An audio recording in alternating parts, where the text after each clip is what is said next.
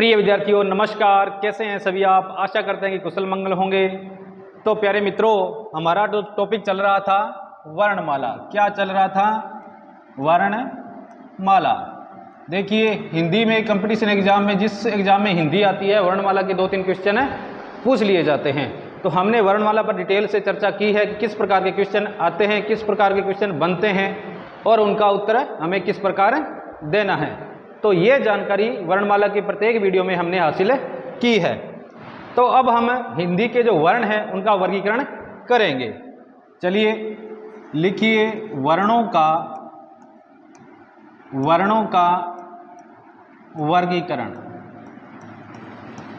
वर्गीकरण।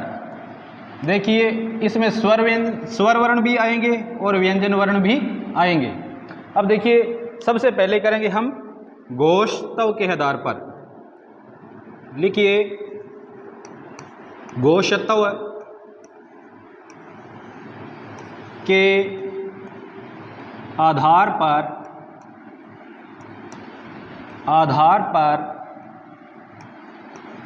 वर्णों का वर्गीकरण।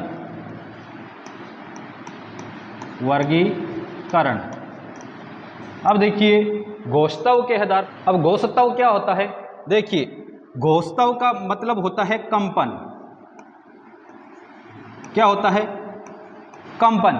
देखिए जब हम बोलते हैं तो हमारा जो स्वर तंत्र है उसमें क्या होता है? कंपन होता है। कुछ वर्ण बोलते हैं जिसमें कंपन होता है, कुछ वर्ण बोलते हैं तो कंपन नहीं होता है। तो इस आधार पर वर्णों को 2 भागों में बांटा गया है। कितने भागों में बांटा गया है? 2 भागों में बांटा गया है। कौन कौन से?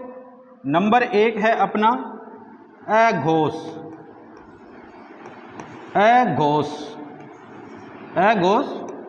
वर्ण, और नंबर 2 है अपना सघोष वर्ण।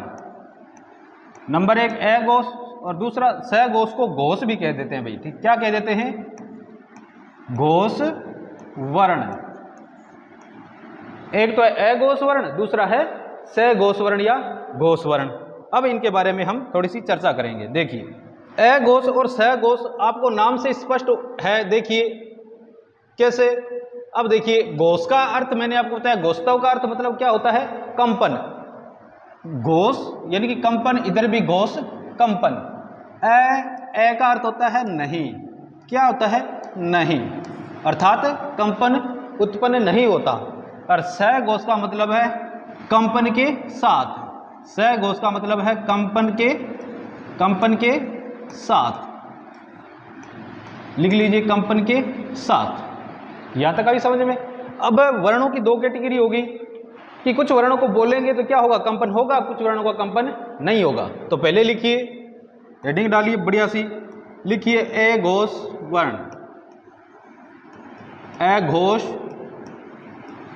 अघोष वर्ण। अब परिभाषा लिखने में किसी प्रकार की समस्या का सामना करना नहीं पड़ेगा, क्योंकि हमने अर्थ जान लिया। कंपन अघोष का मतलब नहीं और सघोष का मतलब कंपन है। तो लिखिए, जिन वर्णों का उच्चारण करते समय वर्णों का उच्चारण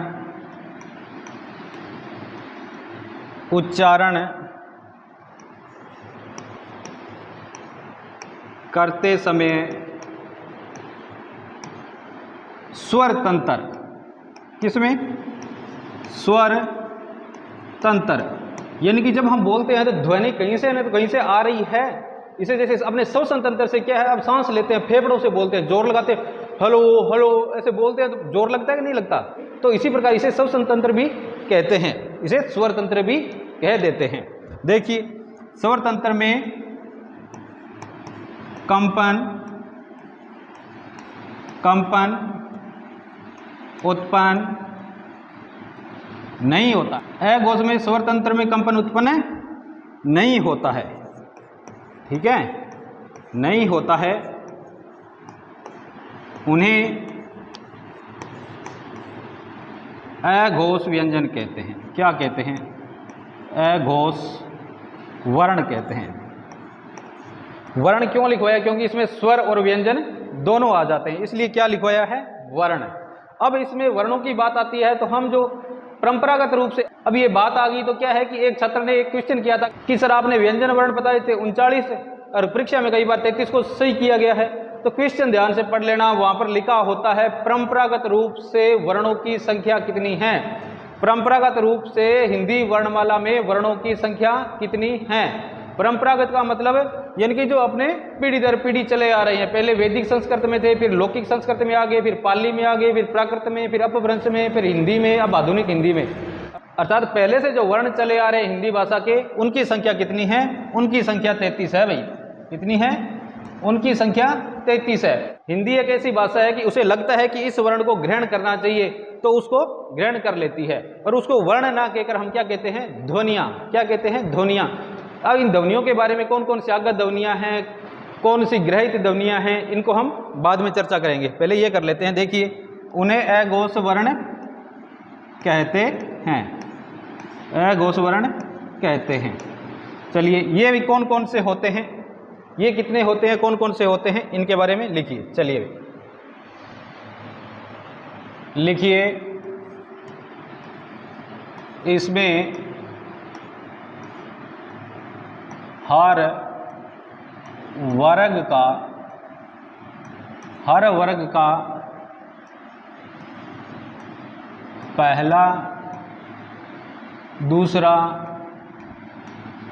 पहला दूसरा व्यंजन, हर वर्ग का पहला दूसरा व्यंजन, और नंबर 2 पर आते हैं तीनों श, तीनों स, अर्थात कौन कौन से, श, स और स, ये इतने आते हैं अपने अघोष वर्ण में। अर्थात जब हम इनको बोलते हैं तो कंपन उत्पन्न नहीं होता। चलिए अब चलते हैं सघोष वर्ण। लिखिए, सघोष वर्ण। अब इनकी परिभाषा लिख लेना भाई, वो ही जिन वर्णों का उच्चारण करते समय स्वर तंत्र में कंपन उत्पन्न होता है उसे क्या कहते हैं, सघोष वर्ण कहते हैं। स्वर तंत्र में, आप परिभाषा पूरी लिखना। स्वर, एक बार नोट्स बना लेगा तो बार बार बनाने नहीं पड़ेंगे। स्वर तंत्र में कंपन उत्पन्न होता है,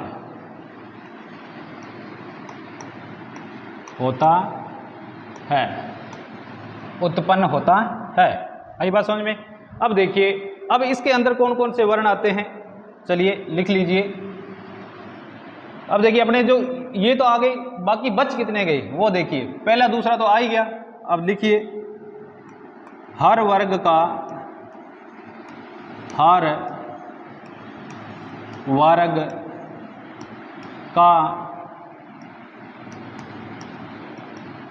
तीसरा, चौथा और पांचवा व्यंजन।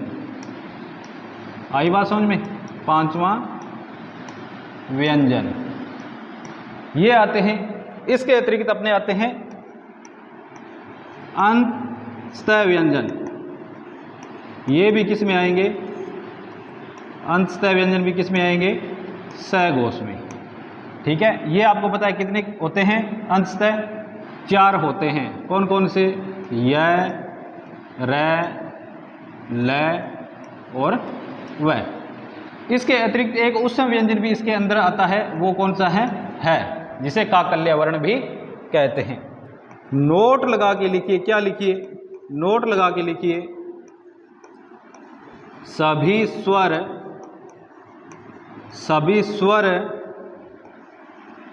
भी सघोष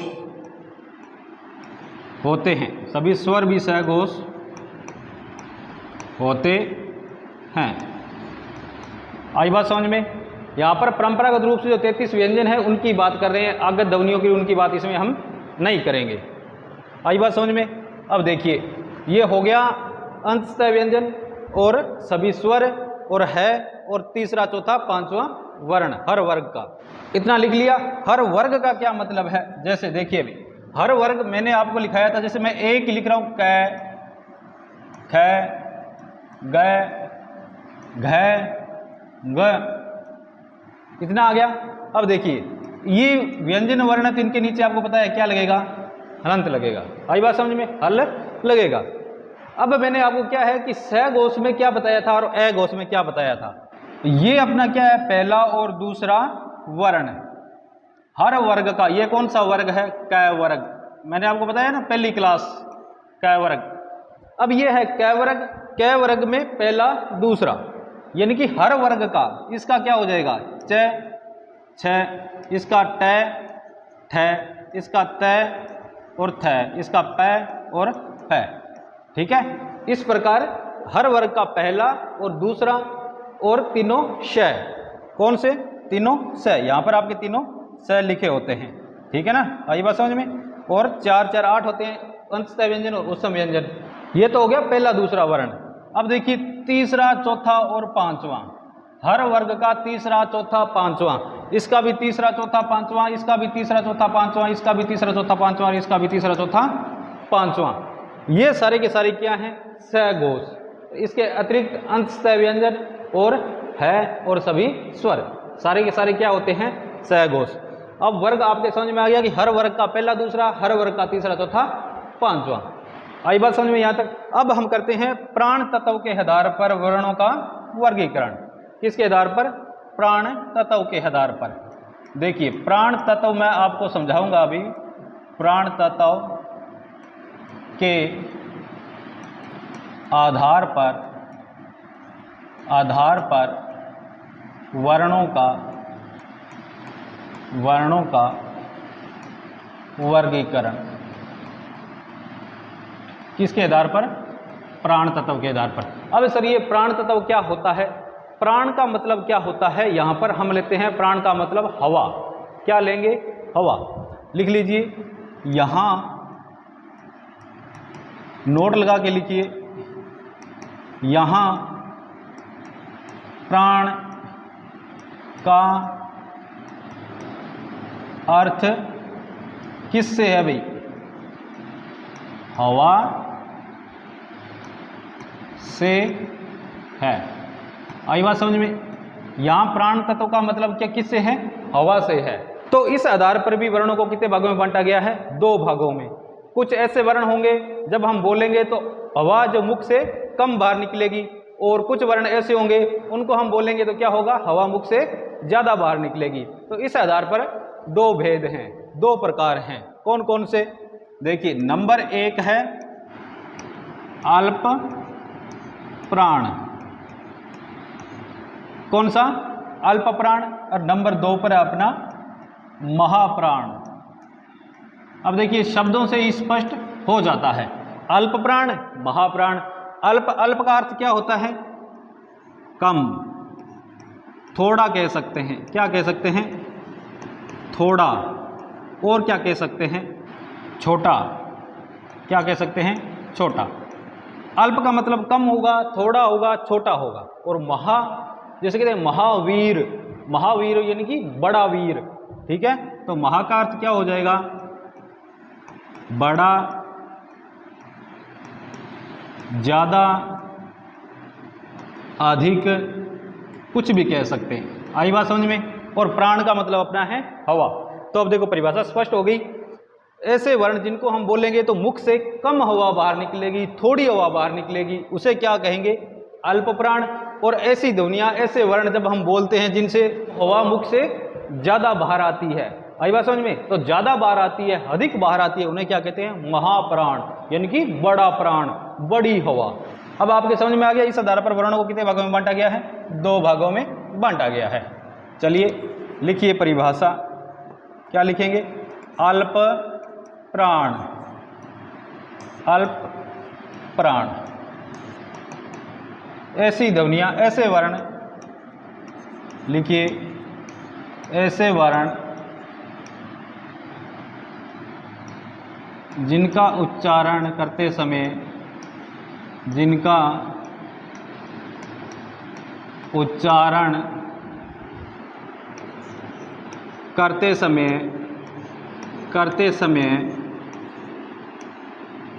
मुख से कम हवा बाहर निकलती है, कम हवा बाहर निकलती है,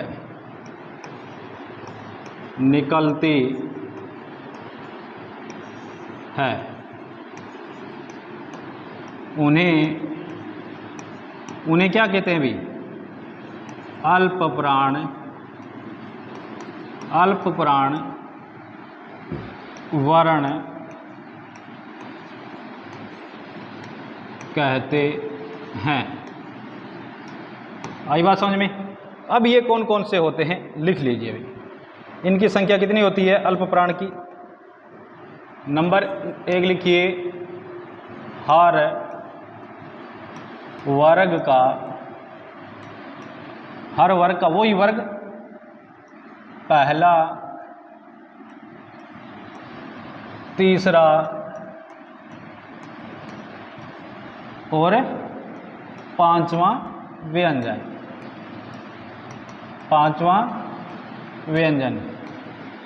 हर वर्ग का पहला, तीसरा और पांचवा व्यंजन। इसके अतिरिक्त अंतःस्थय व्यंजन। कौन से व्यंजन? अंतःस्थय व्यंजन। कितने? 4। अब इसके अतिरिक्त सभी स्वर, इसके अतिरिक्त अनुस्वार। क्या? अनुस्वार, जो ऐसे लगता है। और सभी स्वर आपको पता है कितने होते हैं? 11। ये हो गया 1 और ये हो गए अपने 5 दिया, क्योंकि 5 वर्ग होते हैं, सभी को पता है 5 वर्ग होते हैं, मैंने आपको अच्छी तरह बताया है। तो उस वर्ग का पहला, तीसरा, पांचवा, अंतःस्थय व्यंजन 4 होते हैं, यरलव, और सभी स्वर ए, आ, ई, उ, ए, ऐ, ओ, औ यहाँ तक, और अनुस्वार। आई बात समझ में? अब लिखते हैं महाप्राण। आगे क्या लिखेंगे? महाप्राण। महाप्राण में परिभाषा आपने जो अल्पप्राण में लिखी थी वही लिख लेना भाई। बस चेंज इतना करना है कि हवा मुख से ज़्यादा बाहर आती है। महाप्राण ऐसे वर्ण जिनका उच्चारण करते समय मुख से हवा अधिक बाहर निकलती है। मैं यहाँ शॉर्टकट में लिख रहा हूँ, आप पूरी लिखना। मुख से हवा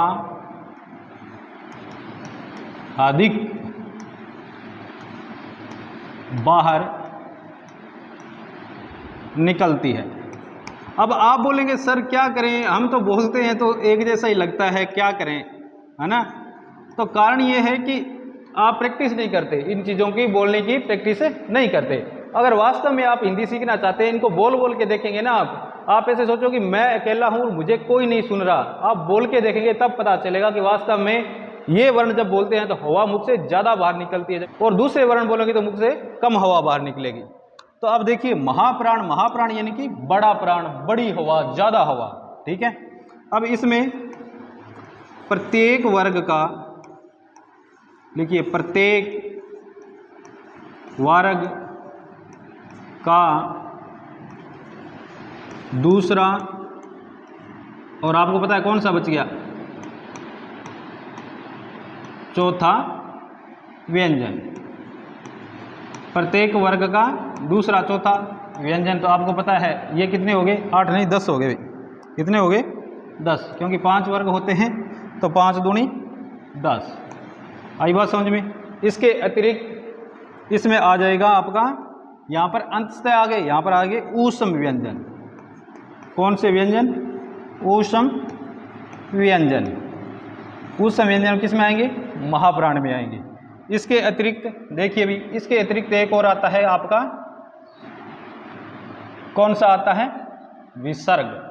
उसमें क्या आया था? अनुस्वार, और इसमें क्या आ जाएगा आपका? विसर्ग। तो लिख लीजिए एक और विसर्ग। क्या लिखेंगे? विसर्ग। अब देखिए प्रातः ऐसे लिखते हैं, ये वाला विसर्ग। अब इसको बोलेंगे तो अधिक हवा बाहर निकलेगी, जबकि अनुस्वार बोलेंगे, यानी कि जब अनुस्वार वाला वर्ण जब हम बोलते हैं तो उससे हवा कम बाहर निकलती है, और विसर्ग वाला जब बोलते हैं तो अधिक हवा बाहर निकलती है। तो ये थे अपने घोष तत्व के आधार पर वर्णों का वर्गीकरण और प्राण तत्व के आधार पर वर्णों का वर्गीकरण। आशा करते हैं कि आपको समझ में आए होंगे। अब जैसे ही टाइम मिलेगा, टाइम बन पड़ेगा, तो अपने क्या है कि इनका एक प्रैक्टिस सेट साथ साथ में जारी करेंगे, साथ साथ में आपको प्रैक्टिस भी होती रहेगी, क्योंकि ऐसे क्वेश्चन लेके आऊँगा मैं आपके लिए जो पहले परीक्षा में पूछे गए हैं। तो प्यारे मित्रों, यदि आप मेरे चैनल पर नए हैं तो चैनल को सब्सक्राइब कीजिए और ज़रूरतमंद विद्यार्थियों तक इस वीडियो को आवश्यक रूप से पहुँचाइए। तो मिलते हैं प्यारे मित्रों नेक्स्ट वीडियो में, तब तक के लिए नमस्कार।